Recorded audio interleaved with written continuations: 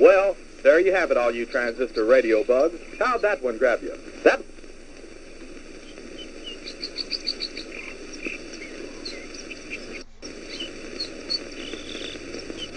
Howie, for heaven's sake, it's almost dark. If you don't hurry up, we're going to be late for the game. Margie, have you ever tried to fix a fuel pump to a rock and roll beat? Well, I'm sorry. I'm sorry it made you nervous. I just thought it was a good chance to get in some practice. It's okay. Forget it. Nothing I can do anyway. At least not way out here. Well, I wish you hadn't taken this crazy nowhere shortcut. Boy, this is like Lossville. I know. I goofed. And I've got to get some help if we're going to get there in time for the kickoff. Hey, didn't we pass a farmhouse about a mile or two back down the road? Yeah, that's right. Back around the curve. Come on, we'll be shorter through those woods.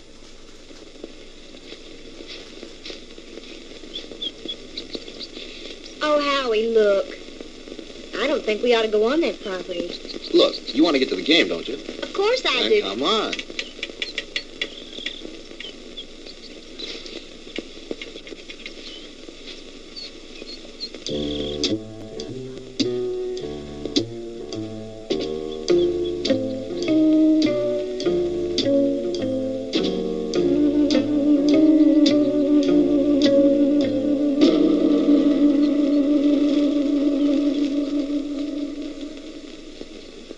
Howie, it's cold. It's so dark, we should have brought the flashlight. It isn't working. Batteries are down and I forgot to replace them.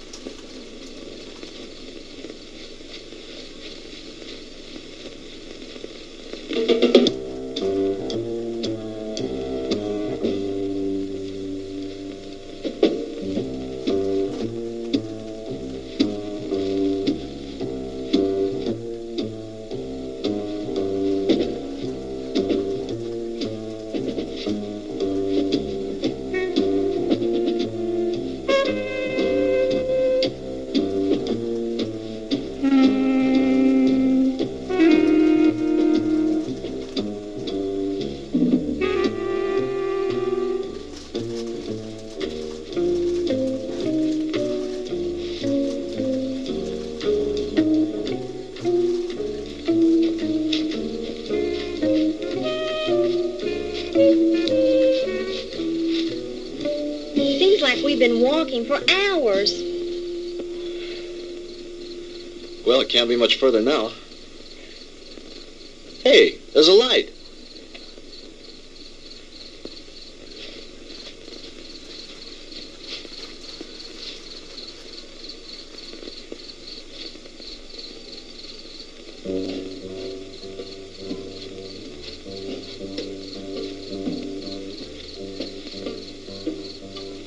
Huh. That's strange. Campfire way out here in the middle of the woods and nobody around. Kind of creepy, isn't it? Yeah. Hold it right there, both of them. Hey, Dad, what are you made up for? I mean, what's the bit? Hey, now, don't point that thing at us. It could go off. Come on now, who are you guys? What kind of a joke is this? I mean, out here in the middle of... Joke, boy. You think this is a joke? Howie, I'm frightened. Look at him. It's got to be some kind of a gag. This can't be for real. Howie, what's it all about? I don't know. Honey, do as I tell you. You edge around behind me. Tell me between them and you. Then run like the devil. Howie, not alone. Do as I say. What are you two young'uns doing out here? Quick, don't let him get away. Run, Marjorie! Head for the car! Stop, boy. I'll shoot.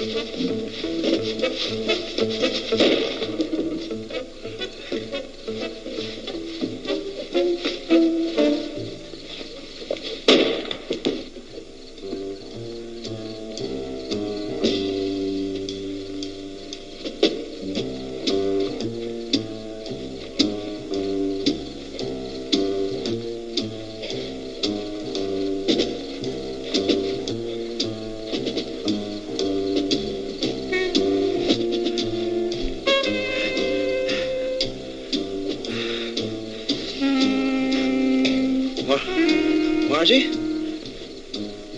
Margie?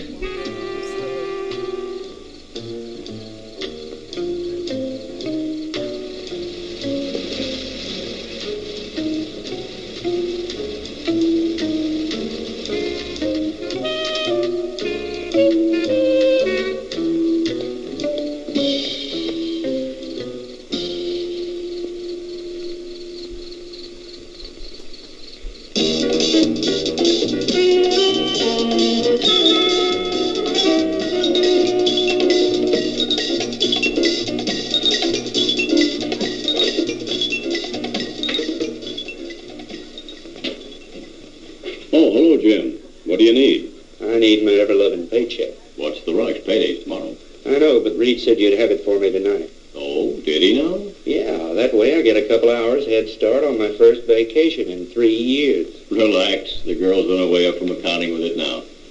Where you going on this vacation? Some place that can't be reached by telephone, telegraph, teletype, or carrier pigeon.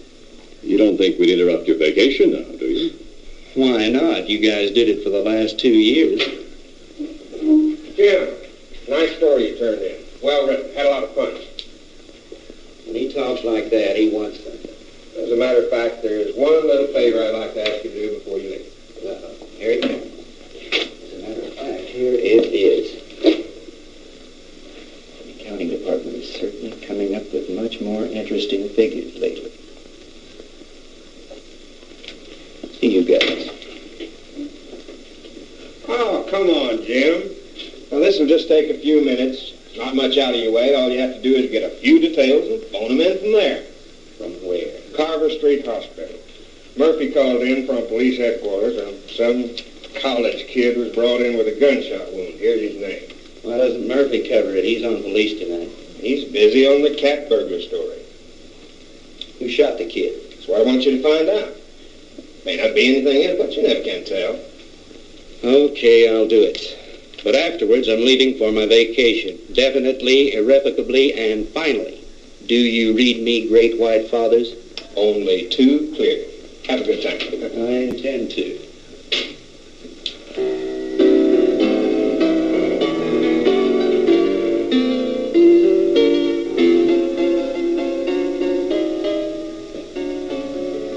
Hello, blonde girl.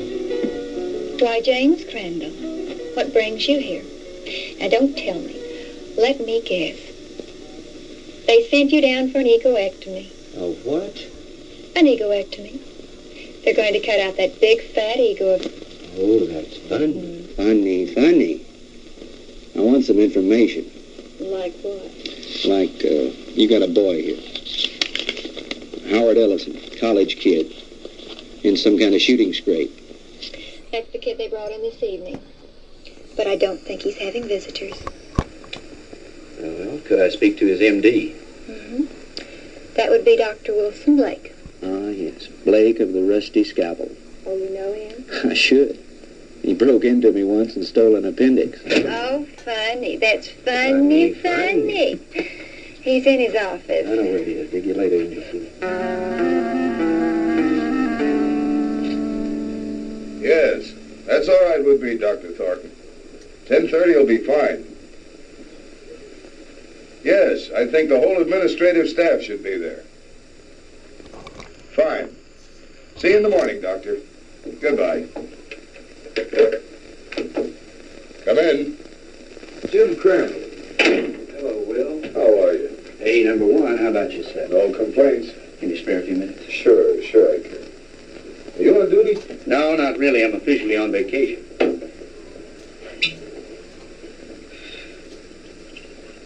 Soda? Just straight things. I bet you're here for a story on that Ellison boy. Good bet. Sit yourself down. So are some friends of yours. They left about an hour ago. Uh-oh, the local gendarmes, no doubt. Right? Lieutenant Partain and a couple of his men. They talked to the boy for about an hour and then finally... Wait a minute. Talk to him?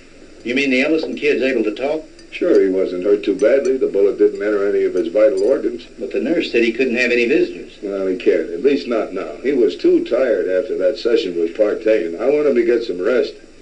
Well, when can I see him? In the morning. In the morning? But, Doc, I gotta phone something into the editor. I can't fool around on this thing. I leave on my vacation tomorrow. Well, I envy you. We're so short-staffed here at the hospital, there's no telling when I'll be able to take a vacation. What did the kid say when he talked? He told a real weird story. The police have a transcript of it. I'd rather hear it from you if you don't mind. I don't think I should repeat it. I imagine the lieutenant would rather tell you himself. Oh, come off it, Doc. You know Partain's not going to give me anything till he's good and ready. All right. All I can do is repeat what the boy said. But I'll warn you, you won't believe it. Suppose you try me. Well, this Ellison kid is a student at the university, a cheerleader, an honor student, an all-around popular kid. Early this afternoon, he and this co-ed... Co-ed? You mean there was a girl with him? Yes, one of the majorettes from the band, a girl named Margaret DeMar. DeMar? Couldn't be related to Sandy DeMar, the nightclub thrush. As a matter of fact, yes, her sister. Well, that adds a dash of color. What about the girl? I'm getting to that. Now, do you want to hear this story or not? Okay, go ahead.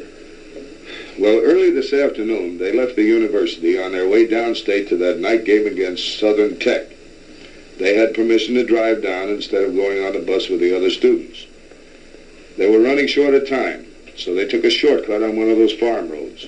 Ellison's car started acting up and finally quit on them. They had to have help, so they started walking, trying to make it to a farmhouse. I said, hold it right there. Hey, Dad, what are you made up for? What are you two young'uns doing out here? Quick, don't let him get away!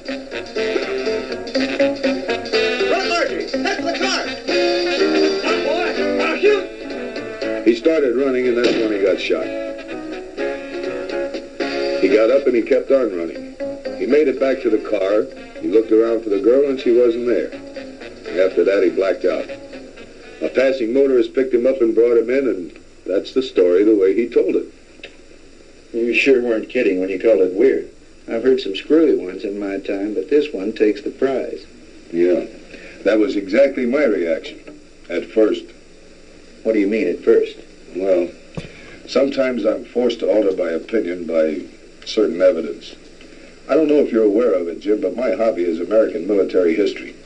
I collect historical military objects like some men collect stamps, like this item that was brought in by a patient a couple of months ago. You know what that is? Well, it looks like some kind of rifle slug. Mm-hmm. I have a cigar box full of those at home. My brother and I used to find those in the woods and dig them out of trees when we were kids, back in Georgia 30 years ago.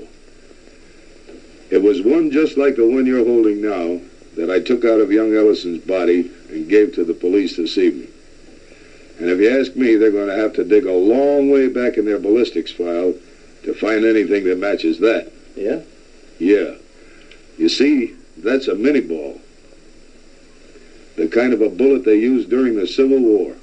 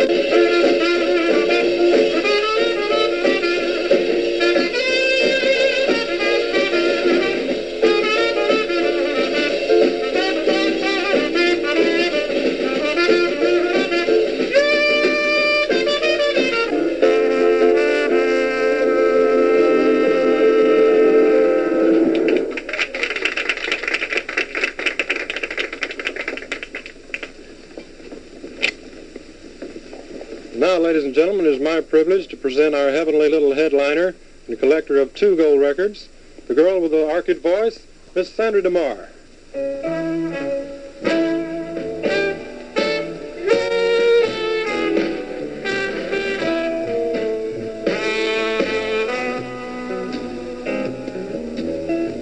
Go on away and leave me alone.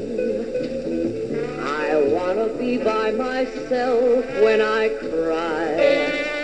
And there's gonna be some crying, 'cause I just told my baby goodbye. Get out of here and leave me alone. I don't care whether I live or I die, 'cause my life's already over. It ended when you told me goodbye.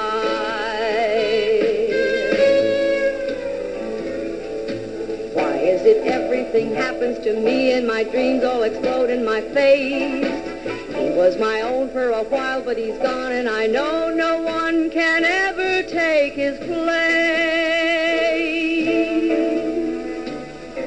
So go away and leave me alone.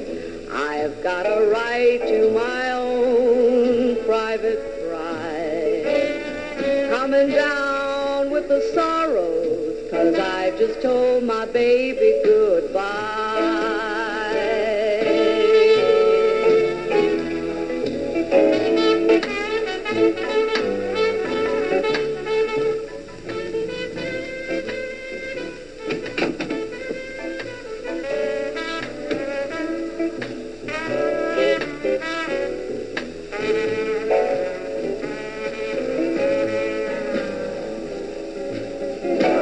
Everything happens to me and my dreams all explode in my face.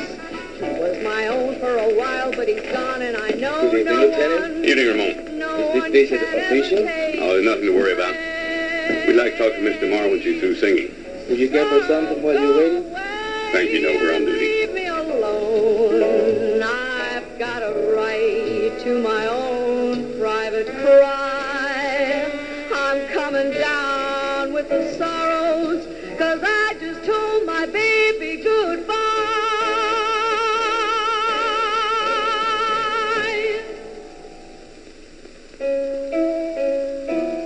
'Cause I just told my baby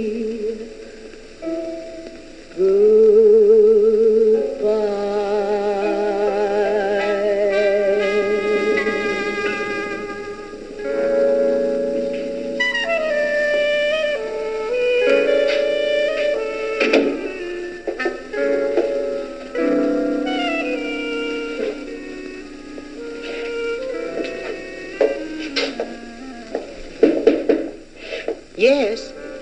Sandy, are you decent? Yes. 2 gentlemen from the police department want to talk to you. Police? Yes, Miss DeMar. I'm Lieutenant Partain, and this is Detective Lasky. We're just making a routine investigation.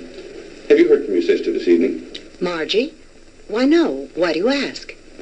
Well, we just thought she might have called you. You see, we have reason to believe she may be missing. Missing?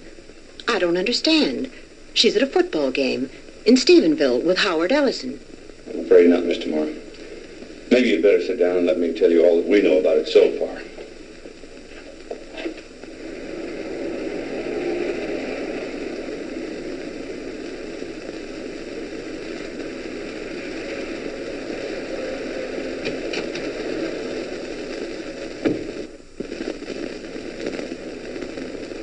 Well, Lieutenant Partain, is it a raid or a payoff?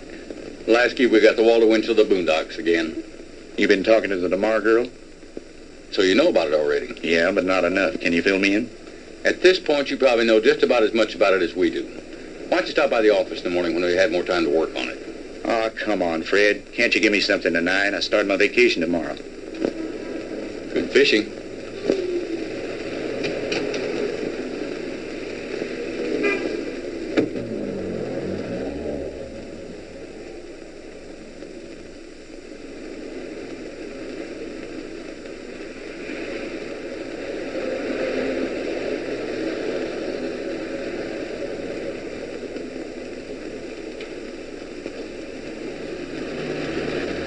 Miss DeMar? Yes? I'm Jim Crandall with the Sentinel. Could I talk to you a moment? I'm sorry, Mr. Crandall. I really haven't time to talk. I've got to get home in case my sister calls. Well, that's what I wanted to talk to you about. Can I give you a lift home? Thanks, but I'll take a cab. Well, they're kind of slow this time of night. Well, all right, if you're sure it's not out of your way. Of course not. It's part of my job.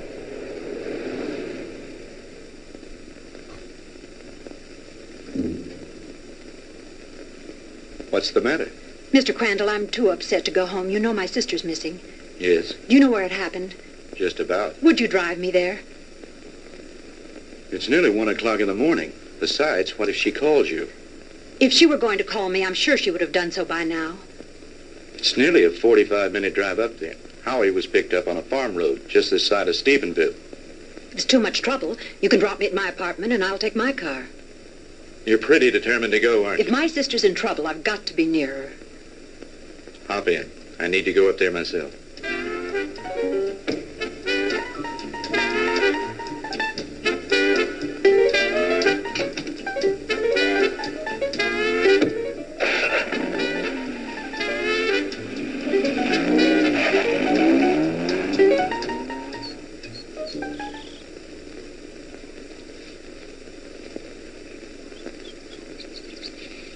Lieutenant, we checked that house from top to bottom. Nothing there. Okay, Lasky. As soon as the boys are through, have them go in and get some rest. We've done everything we can do here. Maybe the sheriff and his bloodhounds will turn something up. Right.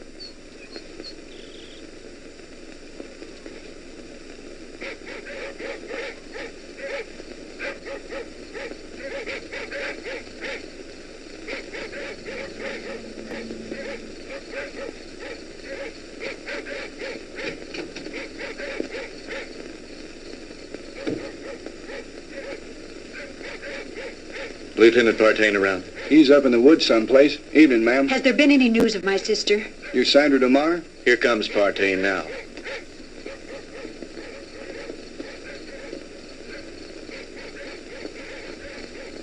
Lieutenant, have you found her yet? I'm afraid not. Crandall, what'd you bring her out here for anyway? I made him bring me, Lieutenant. Can you tell me anything about Margie? No, ma'am, I think you both made a trip out here for nothing. Why don't you go home and get some sleep? He's right, Sandy. You should do as he said. Jim, somewhere out there in that horrible blackness, it's my sister. Those dreadful dogs. They sound so terribly ominous. Oh, Jim.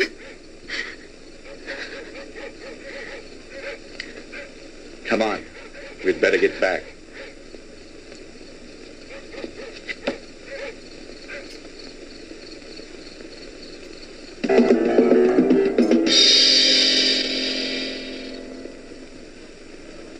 No, I'm going to check all the antique gun shops this morning, as soon as they open. How about the kid's parents? You come and attack them? Lieutenant, Ellisons live in Denver. I tried all night to call them, but they weren't home. How about a cup of coffee, Jim? Yeah, black. What about the kids at the university? Ellison's fraternity brothers. I talked to everyone at the door. They like him. What do his professors say about him? Bright, popular boy, good scholastic records, level-headed, down-to-earth. Not the kind to make up wild stories. Well, that cracks another one of our little theories wide open. You just getting here? Some of the other fellows came in a couple of hours ago. Yeah, I was out with the sheriff and his bunch. And have we got a Lulu? Yeah, what is it? The girl's sweater. We found it out in the woods not far from a smoldering campfire. Go on. Well, we gave the scent to the dogs, and they took off like Moody's goose. Well, we followed them for about a mile or two, till they got through the woods and into a small open space. Well, the dogs got about halfway through the open space, and then they stopped. Well, you've never seen so much confusion of tangled dogs in your life. They didn't know which way to go. The scent had stopped right in the middle of nowhere. It was as if the girl had just been snatched off the face of the earth into thin air. Wait a minute. You mean no footprints, no tire tracks, no nothing? Well, nothing but this. Well, so you found part of a costume. Costume? This is the real article. I checked it out. What do you mean, checked it out? Look at the label on the inside. McCord Brothers. McCord. Outfitter to the military. Charleston, South Carolina. I checked with the Charleston department, and they gave me some very interesting facts from one of their newspapers.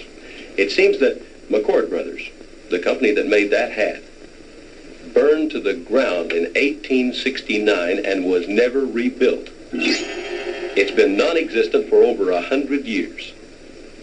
This case is getting screwier by the minute, don't it, though? Why don't you run this down to the lab and then go home and get some sleep? How about me, Lieutenant? Sure, go on home. You've earned a rest. Well, what do you think? How was Mr. Marr when you left her? Shook up, naturally. She's spending the night with a girlfriend. Fred, about this whole mess, what's your opinion? I'm not paid to have opinions. I'm paid to put jigsaw puzzles together.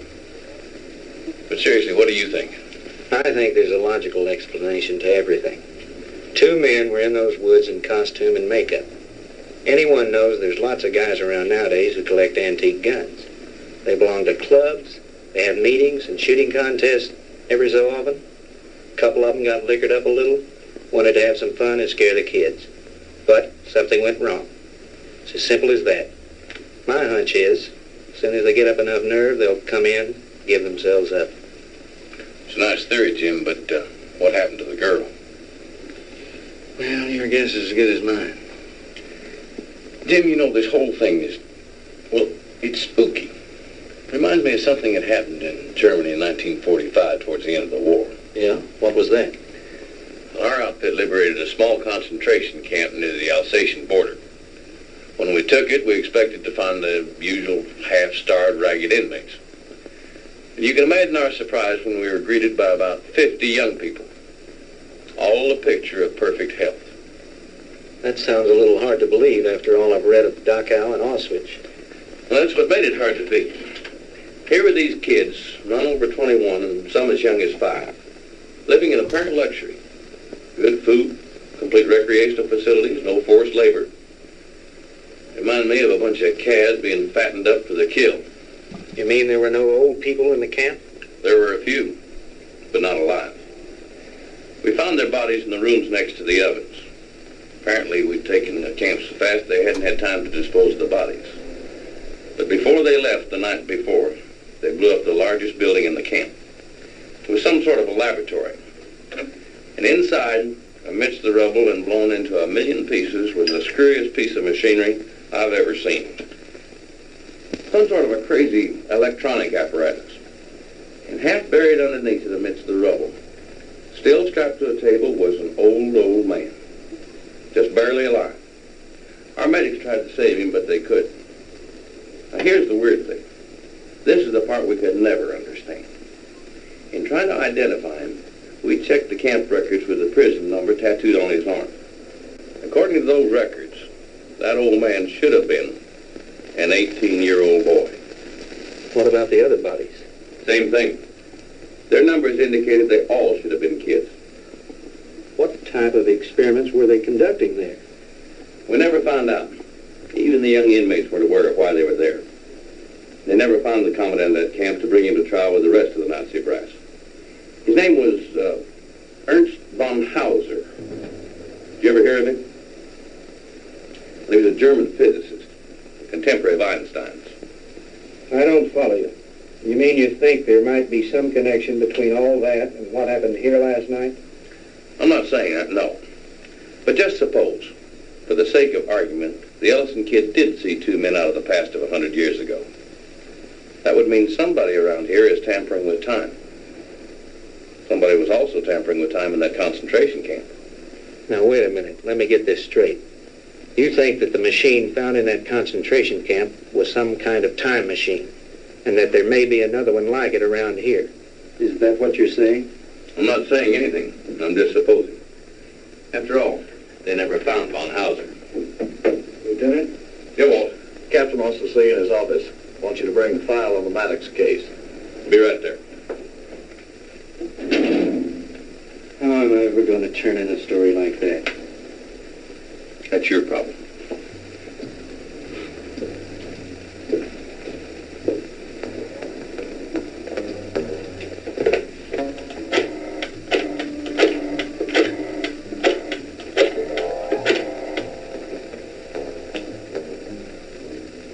Hello? Give me the city desk. Hello, Reed? Crandall again. Would you tell Shaw I'd like to postpone my vacation and stick with the Ellison story? Yeah, that's right. You know that Pulitzer Prize you're always kidding me about? Well, if this thing turns out to be what it looks like, I just might win it. No, nothing new at the moment. I'll keep you posted. Yeah, I've got a little research to do in the library. Then I'm going to the hospital to interview the kid. Right. Talk to you later.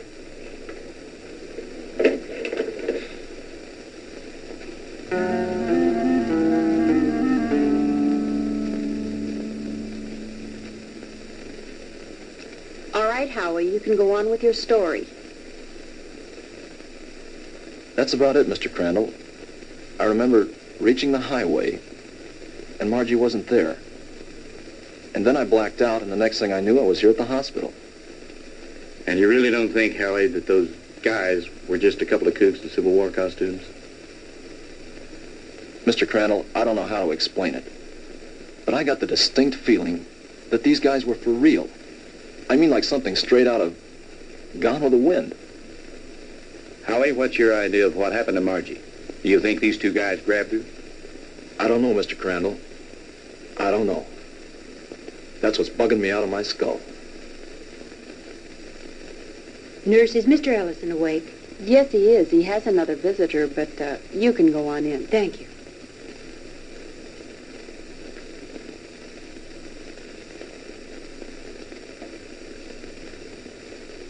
Sandy. Hello, Howie. How are you? Hello, Jim. Good morning. Have you heard anything from Margie? Not yet. I brought you some flowers. Thank you, Sandy. I'm sorry about all this. I mean... It's all right, Howie. Now, don't you worry. Whatever happens, I know it wasn't your fault. Jim, have the police found out anything yet? No new developments. I'm going up there in a little while and have a look around myself. I want to see the place in the daylight. Would you mind if I went with you? Of course not. I'd enjoy your company. Howie, would you forgive us if we ran off right away? Sure. I understand. I'll drop back in later. Bring you some magazines. Yeah. True Confessions and Ladies' Home Journal. Gee, thanks, Mr. Crandall. Those are two I never miss. See you later, Howie.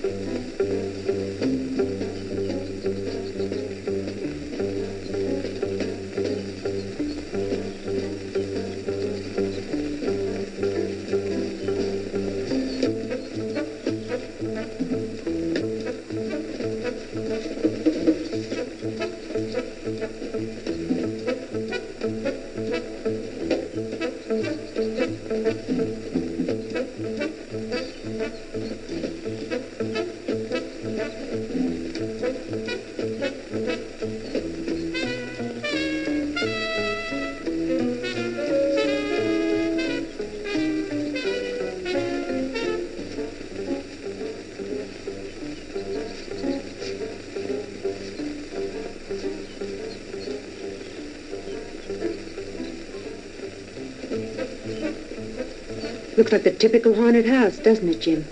Yeah.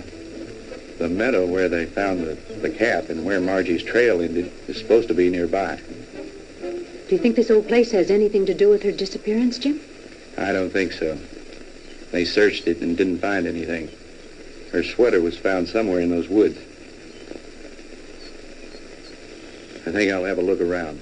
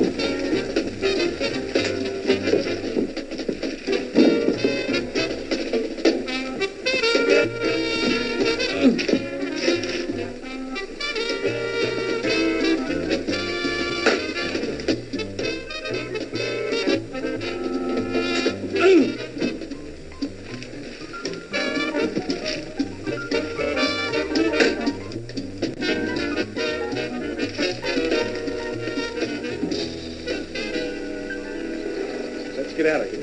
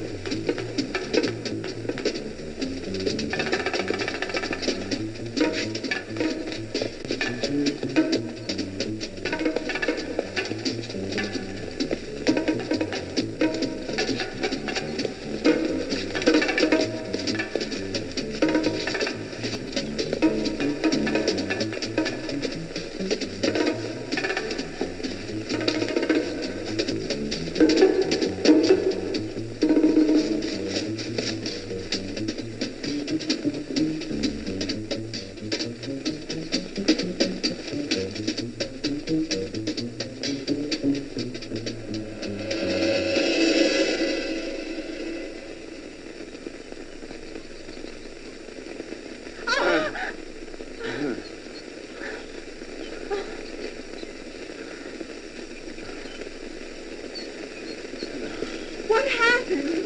I don't know, but we better get back to the car.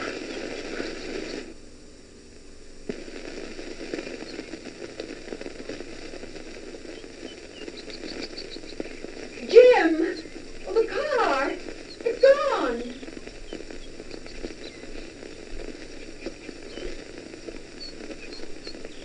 Jim, someone must have stolen it. I would have heard the motor start up. Besides, I have the key in my pocket. Well, this must be the wrong place. This isn't where we left it. This is where we left it, all right. But it looks different here. There are more trees than there were before. And that fence, that wasn't here when we came down the road. And the barbed wire fence is gone. Jim, we're lost. I don't think so. At least, not the way you mean. Jim, I'm frightened. It's all right. Let me think a minute. This road was paved, and now it's dirt. And there isn't a telephone pole in sight. I know. Jim, what is it? What's happening? I don't understand it. Where's the car? Where are we now? Jim, I know you know what's happening to us, and you won't tell me. And why not?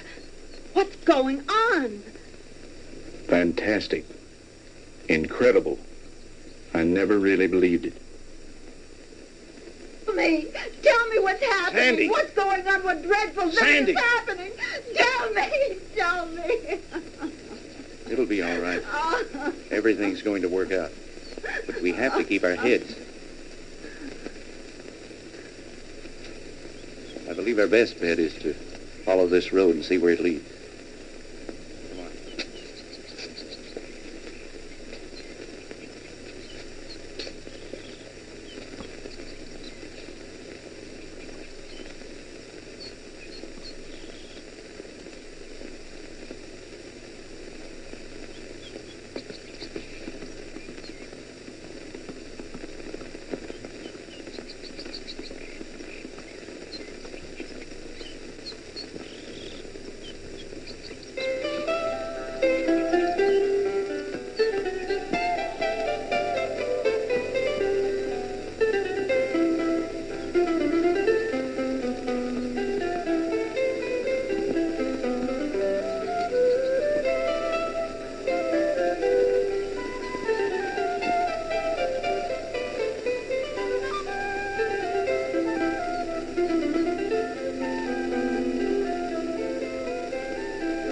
Jim, his clothing. I know. Ours are just as strange to him, especially your short skirt. Friend, what year is this? Where are we? Witchcraft! Witchcraft! Ha!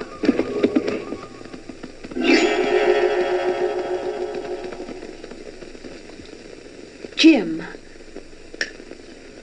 Honey, I don't know how to explain it, but somehow we've been set back in time. But Jim, that's impossible. Impossible. I know it's supposed to be impossible, but it seems to have happened. Well, let's not try to figure it out now. We've got to get somewhere to find some help. Some way.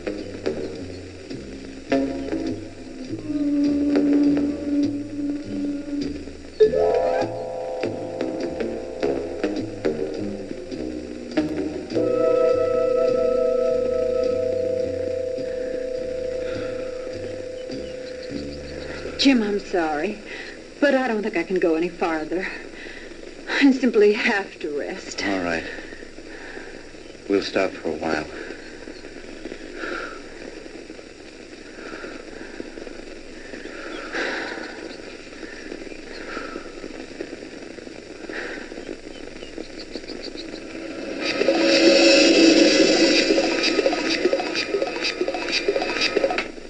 Welcome, my friends, to my little workshop. Do not be alarmed or cause unnecessary commotion. You are in no danger. At least, not for the moment.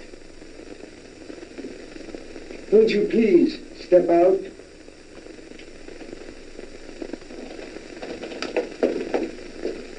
I am Dr. Ernst von Hauser.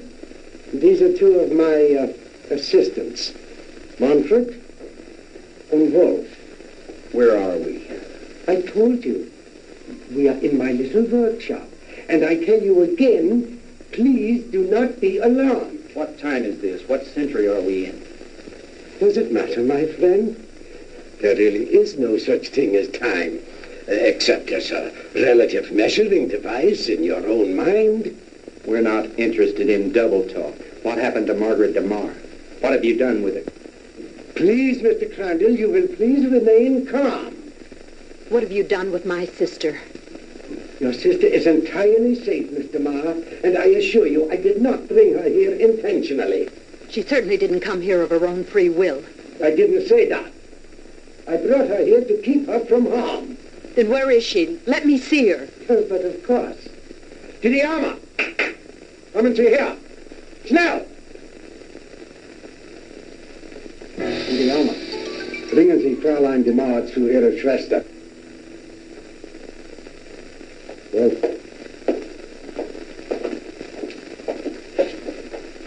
no need for alarm, Mr. Crandall. She'll be all right. She'll be able to freshen up. We will even furnish her a change of clothing.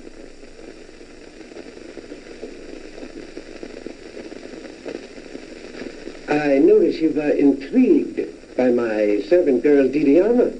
And well you might be. Just a few thousand years ago, She was serving in the court of Tutankhamen, one of the great pharaohs of Egypt. And now she is serving me.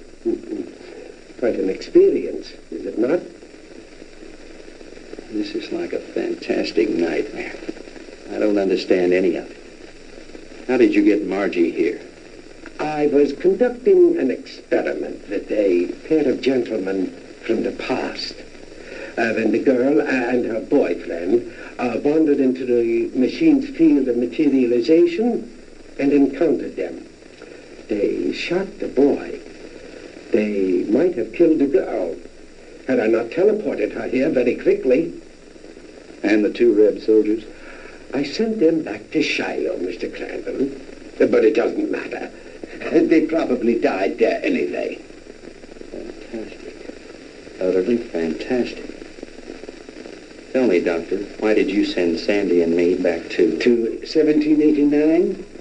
I admit I took advantage of you to conduct a little experiment. Oh, yeah, it was a little dangerous, but you see, no harm has come to you. Super spectronic relativity? I believe that's what you once called it. Oh, then you are familiar with my work. To some degree, yes. I read up on you this morning in the library after talking with the police. Oh. And what did you learn about me? Quite a bit.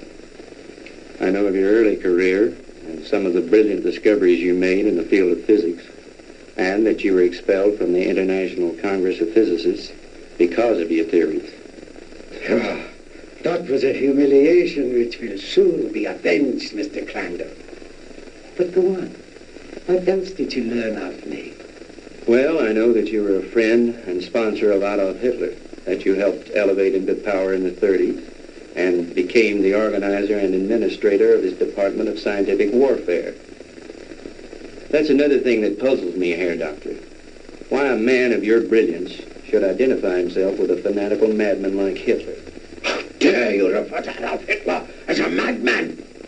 He was a great genius, ahead of his time. The world in its ignorance was not ready to accept him. The world did not accept him because he was a lunatic, bent on enslaving it. You call a man who is responsible for the mass murder of millions a great man, a genius? Anyone with enough intelligence to examine history knows there are times when lives must be sacrificed for the benefit of future generations. And he was willing to do this in order to lead his people into darkness, into oblivion. That's where he was leading them. And like all other power-crazed dictators before him, he failed. Thank God there were people in the world with enough courage to resist and to conquer him. What do you know in your stupid, petty little mind?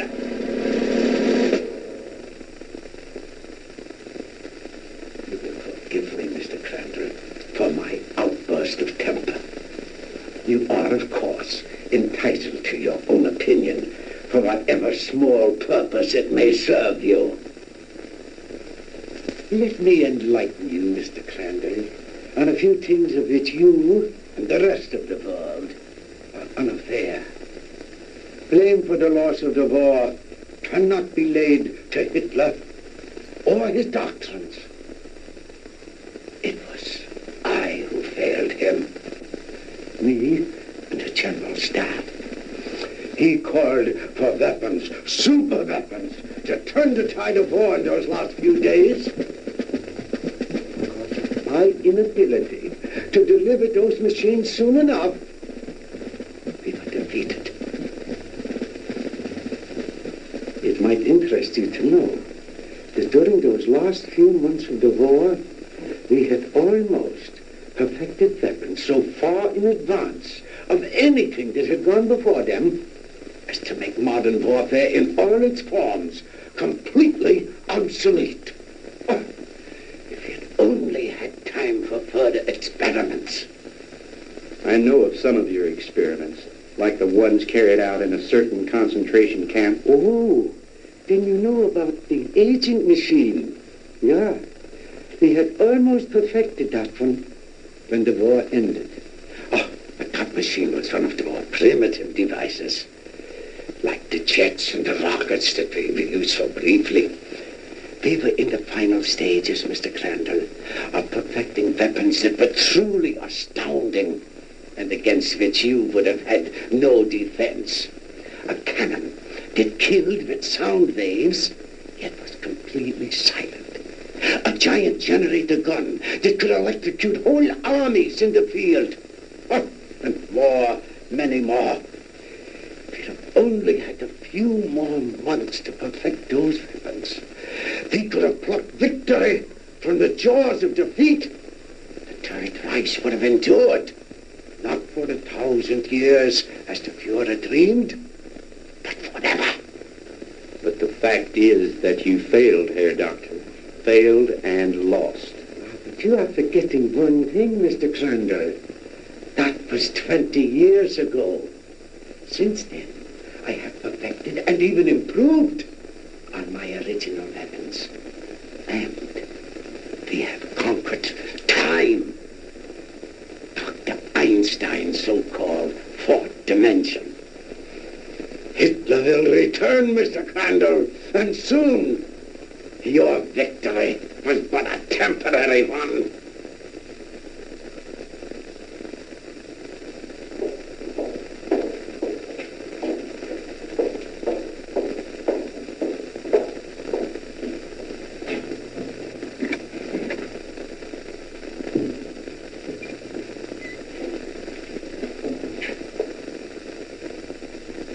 Margie, baby. Sandy. Honey, are you all right? Did they hurt you? Oh, Sandy, I didn't think I'd ever see you again. Oh, I'm all right.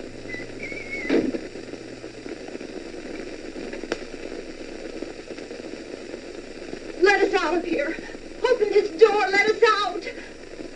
Please, don't let them keep us here.